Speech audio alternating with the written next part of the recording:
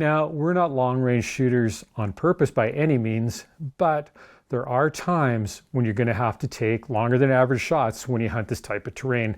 So for us, this V4 scope from Zeiss is absolutely perfect for this type of terrain. We're shooting this 4-16 by 44 scope, but the great thing about it is it's got a couple ways to compensate for longer range shots. Anytime you're shooting long range, you don't want to have to hold over. You always want to be able to hold your crosshairs exactly where you want to hit. So there's two ways to achieve that. The first is this actually has a ballistic reticle inside of it. So it's got multiple hash marks on it, and each one of those hash marks represents a different range.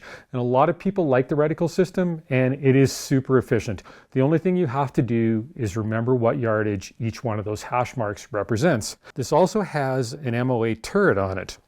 So each click represents a quarter MOA.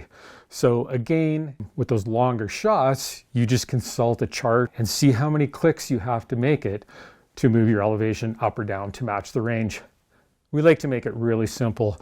So we've got these custom burned turrets from Ballistics, and they are made for this rifle. So this is a 7.8, and we're shooting 139 grain GMX out of it. So we've got our turret burned for that.